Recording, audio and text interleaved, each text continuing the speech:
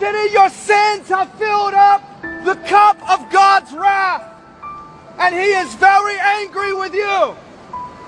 Did you know, New York City, that your babies are being removed from the womb and killed at 40 weeks gestation? Innocent lives taken in the name of convenience. Our selfishness and our pride has eaten us up. New York City, do you hear the voice of God today, pleading with you of every living thing? The breath of all mankind, the Word of God is going forth. Do you hear His voice, New York City? The hammer that breaks the rocks. Your hands have become defiled with innocent blood.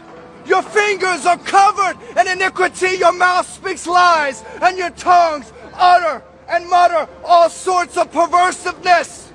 We are an ungodly nation. America, we must repent. New York City, now is the time. Humble yourself in the sight of God, and He will lift you up. Repent, New York City. Repent for your idolatry. Repent for your waywardness, your pride, vanity, love of money, materialism. We're here observing the lights, but you're being programmed. The media tells you what to believe, what to fear, what to love, what to hate. We're turned against one another. Whites hating blacks, blacks hating whites. Racism being taught by the media and the television, being programmed by programs. And we're being the blind, leading the blind. And the Bible says we will fall into a pit. Jesus said, love your neighbor as yourself.